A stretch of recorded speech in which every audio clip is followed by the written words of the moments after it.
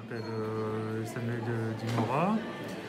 Donc je suis infirmier au centre hospitalier d'Arras depuis 2014 et je viens tout juste de finir ma formation d'infirmier anesthésiste à Lille.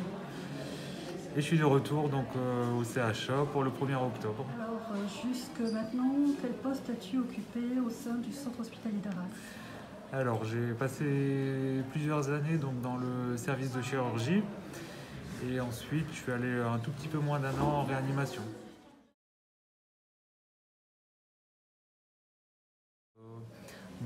J'ai même participé à la création du service d'accueil de chirurgie.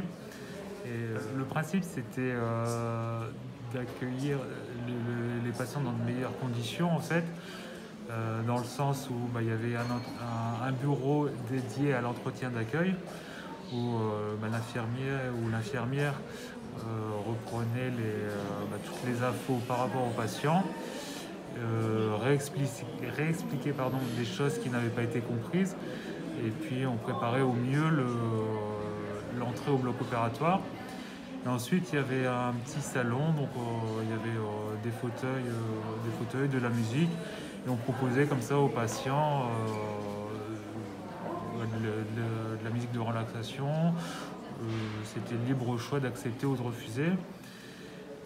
Ensuite, ce qu'on avait mis également en place, c'était le fait que les patients venaient avec leurs effets personnels. Et nous, on avait pour mission après de les amener directement dans la chambre où le patient allait être accueilli en post-opératoire. Grâce à ce système, on n'avait plus cette attente dans une chambre qui pouvait durer parfois très longtemps. Voilà, c'est ça en fait. On diminuait ce temps d'attente. Il y avait aussi ce qu'on appelait les appels de la veille, c'est-à-dire que l'infirmière ou l'infirmier du service appelait directement les patients chez eux pour préciser l'heure d'arrivée. Ça évitait justement qu'il y ait un temps d'attente trop important. Et puis c'était aussi un temps qui permettait de rappeler quelques consignes, notamment sur le jeûne, les allergies, etc. De faire le tour de la situation avant de passer au bloc. C'est ça. Tu as décidé d'évoluer dans ton parcours de soins. Qu'est-ce que tu prévois là après cette année? C'est une année de formation. Alors c'est 2 ans de formation. 2 ans. Alors en fait c'est une formation sur concours.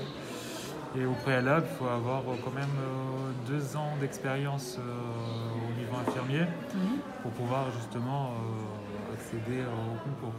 Le but de la formation, c'est quand même de former des professionnels qui sont les garants de la sécurité anesthésique et les meilleurs collaborateurs possibles pour les médecins anesthésistes et les chirurgiens également. Donc la personne sur laquelle l'anesthésiste peut vraiment s'appuyer pendant toute l'opération. Voilà, c'est ça. Il y a aussi une bifurcation vers le SMUR. Alors effectivement,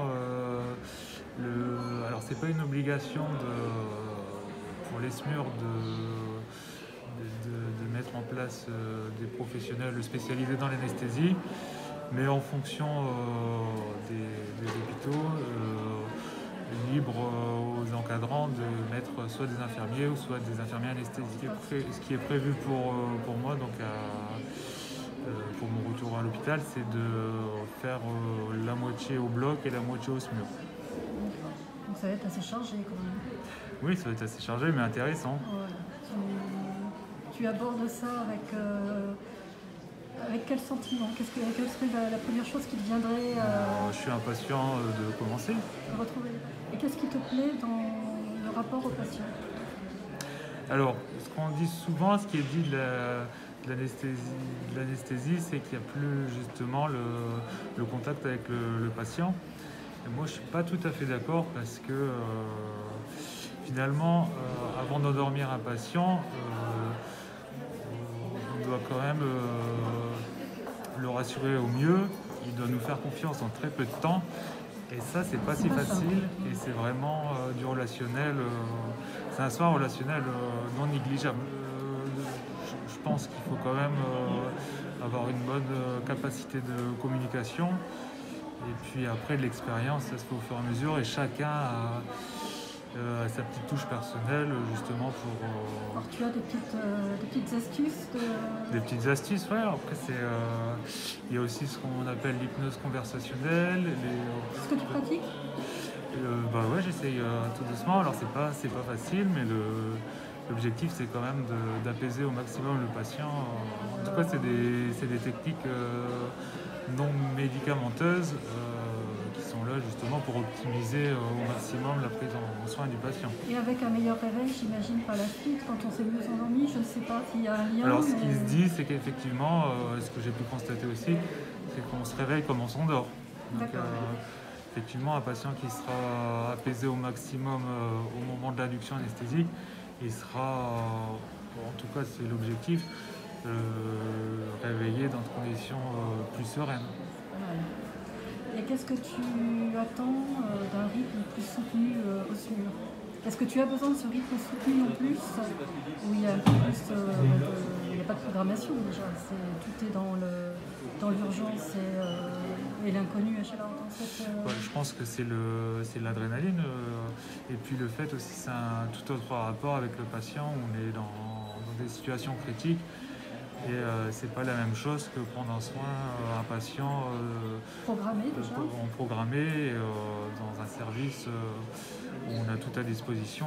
Là on est vraiment chez les gens ou en dehors de l'hôpital et c'est une nouveauté, mais ça, je pense que c'est palpitant. Qu'est-ce qui t'a amené à faire ce métier? Parce qu'on n'en a jamais parlé finalement. Alors le métier d'infirmier ou le métier d'infirmier anesthésiste? Infirmier tout court. Bah, je pense que je me suis demandé quelle place je voulais avoir dans la société. Et puis le soin, en fait, je pense que ça m'a attiré justement pour aider les gens, pour mettre à profit ce que j'ai pu apprendre dans les formations que j'ai fait. Alors, je t'ai connu musicien, et est-ce que tu t'inspires de certaines choses qu'on a pu nous apprendre derrière le pupitre? Alors oui et non. Après, je pense que c'est plus dans l'anesthésie purement. Je pense que en musique, on nous parle beaucoup de la respiration abdominale. Donc ça, effectivement, les exercices que je faisais quand j'ai appris la musique, ça peut être bénéfique pour le patient. Je fais du triathlon en fait ici sur Arras et ça me plaît, j'aime bien. Ouais. C'est l'équilibre entre la vie personnelle et la vie professionnelle. L'équipe, bonne chance et bonne suite dans tes nouvelles fonctions. Merci beaucoup. J'espère qu'on aura l'occasion de faire un petit bout de chemin ensemble pour découvrir tes nouvelles activités. D'accord. Merci.